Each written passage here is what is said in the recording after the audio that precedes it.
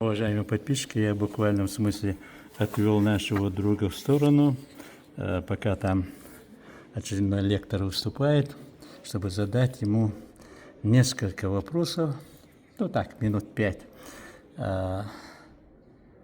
Мы с вами познакомились, когда вы пришли, по-моему, на Зигелевские чтения. Да. И какой это год был? Это 2 года назад, по-моему. По-моему, да? 3. Или 3, да. 3, уже третий год проходит. И вот с тех пор вы в теме, чем мы занимаемся. То есть Ноев ковчег был у нас в Чечне, а теперь он стал Ноевым ковчегом в России. И не раз я у вас выступал на канале, люди нас видели. То есть я что хочу сказать, все такие чеченцы, нохчи, которые со мной, считают вас своим уважаемым братом, скажем, это ближе. И я там пригласил вас, и сейчас приглашаю вас вместе с вашими друзьями, даже тут в Индии человек появился. Выберите время, в любое время, и зимой, и летом, неважно. Мы найдем повод дойти до объекта, показать вам место силы. И вот то, что вы написали, я 100% уверен, что какая-то несколько страниц там будет о нас. Ибо в голове эта тема у вас была. Вот у меня один вопрос. Познакомьте меня с нашим другом, и вот какие у вас дальнейшие планы, и рядом с ним то, что у вас висит на груди. Чья это вещь? Да, конечно, это я так все. Да. Это Митра Джи, индийский гуру, посвященный. Он, ну как о нем сказать, он прошел все мистические учения в Индии, он обошел всю Индию пешком, он был паломником во всех местах, он достиг самой высшей точки посвящения, он стал индийским монахом Акхори, если кто знает, кто это такие Акхори. Акхори, Акхори, да. Они живут на кладбищах. Ну, это высший предел. Дальше уже двигаться некуда. Это их называют по правую руку от Бога. Также он приехал потом в Россию и обошел всю Россию. Объехал несколько раз. Он имеет друзей и последователей. Не всю Россию. Не все. В Чечне не было. Извините. Да, Кавказ, да. Может, следующий раз. Кавказские горы обязательно надо посетить. Может быть, мы сделаем. Да, точно. Да, ну вот. Он просто, видимо, ковчега ждал, пока мы отработаем. В мусульманстве называют суфии, это мистическое учение. Да, часть, там много течения. Ну, вот Митра, он посвящен другие учения. Тантра, например, это тоже мистическое учение, которое вот в Европе оно искажено. Думают, это только вот все какие-то взаимоотношения полов, там, мужчина и женщина. На самом деле это не так. Ну, конечно. Это гораздо глубже.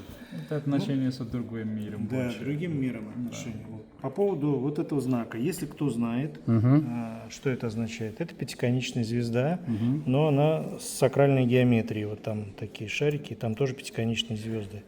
Пятиконечная звезда всегда являлась символом Христа. Христос – это Спаситель в переводе на русский язык, можно так сказать. Поэтому вот я ношу символ Христа на своей груди, символ Спасителя. Дело в том, Если, знаете, как вот, если перевернуть вот так звезду, получается это сатана, да? А так вот Христос. Ну, это уже мы художники сделали. Сейчас приду. Дело в том, что вы ответили на вопросы многих моих подписчиков, которые спрашивают у меня, вот над могильной вот этой стелой стоят, мы часто встречаем там эту пятиконечную звезду, расшифруй нам, что это означает. Вы ответили. Иисус Христос, Иса. Крест – это не символ христианства. Конечно, его нет. потом придумали. Конечно. Да. Потом взяли на вооружение некоторые, как коммунисты взяли звезду, перевернув его вот так вот чуть-чуть. Другие взяли крест, ну и так далее. Эту звезду вы можете видеть во многих мечетях. Да. Совершенно верно. Полумесяц звезда. Вот вы ответили уже. Большое вам спасибо. Сейчас нас уже зовут обратно, поэтому несколько слов скажет наш друг Митра Джи. То, что о себе чуть-чуть. И приедет ли он в Чечню, собирается он к нам или нет? Почему нет? Я всегда открыт для новые места, для новые знания, потому что я себя считаю не гуру, просто ученик, потому что гуру это только нам всегда помогает учиться нам разные знания через разный опыт, через разных людей. И жизнь у меня это большой-большой школе, где я как ученик просто себя понимаю. Спасибо, спасибо. Видите, какой он скромный. Не то, что вы там сказали, чуть ли Ну, я за него говорил. правильно, Он да, так достойный. оно и должно быть, так оно должно быть. Так что спасибо вам. Я считаю, мы еще после Нового года поговорим. И о ковчеге, может, или у тебя встретимся.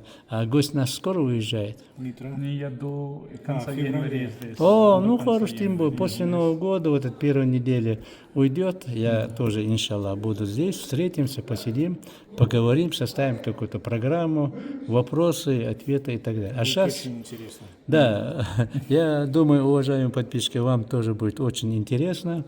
Ждите наших роликов. Будем работать для вас, чтобы вы тоже поняли, чем мы занимаемся здесь. До свидания. Большое вам спасибо. Спасибо, Мухмад. Увидимся еще. Благодарю.